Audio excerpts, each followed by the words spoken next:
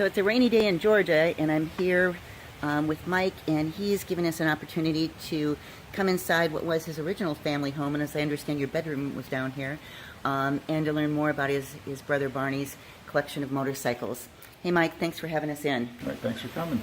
Welcome to Barney's motorcycle collection. Well, there's an awful lot to take in here, and I'm seeing Ducati.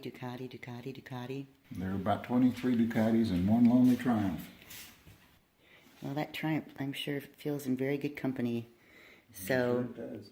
well, you can tell us a little bit about your brother's love of collecting and maybe how this whole space came about, because, as I said, I think this used to be your bedroom down here at one point. This was the playroom, as we called it. 2 bedrooms back here for me and my older brother in first one, and my younger brother's behind it. Barney started out with this white 750 GT over here. It was black when he bought it from a neighbor for $500 all those years ago. He and Nancy rode around that while they were dating, and had a lot of good times with it. And from there, he just started buying one after another. As Barney put it, look what followed me home. Now, was this during the time that he was racing, or did this take place after he was done with his racing and he started to bring more things home? This all started after the racing. Okay. When we were racing, he didn't have any money to spend on that kind of stuff. So once we quit, which was about 1990, he just started buying one after another and adding to the collection. Some of them he bought as complete rust buckets that had been sitting out in the weeds and in the rain for years, and he would spend from 3 to 5 years restoring them to the condition you see them in here now. Well, I know you were showing us the service records on some of the motorcycles, and it's amazing the amount of detail that he put into the records, and clearly the amount of time and love that he put into restoring each of them. Well, it was his therapy for relaxing after a hard day at the office. That's great. He really worked hard to make the money to buy all these. And when he'd come home all wound up, he'd just come down here, turn wrenches, and relax. Boy, amazing to have this kind of space to... He created a perfect little man cave. This was an early generation man cave, I think. But I did notice it looks like there might have been a little bar set up here, too. So chances are, I bet he, or maybe he and Nancy entertained friends here as well. No, this was mostly Barney's man cave. Okay.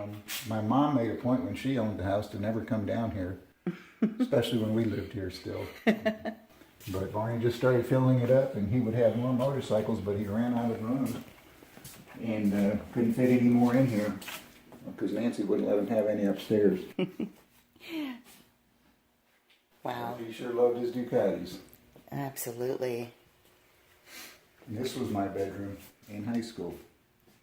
Well, and I asked you that question earlier, but I asked if this was an easy place to sneak out of when you were a teenager, and Mike gave it away and said that window over there was pretty easy to climb out of. But I understand Barney climbed out of the second floor windows. Right, he was a little more of a daredevil than me. So now there's 2 beautiful twin Ducatis that I see back here. This is the last project he finished. It was a 5-year rebuild with a complete top end overhaul and all new paint, new polish on everything. Beautiful job. He spent 5 years with it. Now I see one that looks like it's closely related. You mentioned this was Barney's daily rider? It was. It's one of the few that still has a license plate on it. Wow. And he used to ride this around town. This and the white 750 out there, which will now be Nancy's. She wanted to keep it for posterity and for sentimental reasons. That's very perfect. Well, and we'll zero in if I can get a good shot of Barney here, and we're very honored to be here in his space with his collection and his brother Mike today. And thank you so much, Mike, for opening up your home and heart and the collection. You're welcome. Thank you.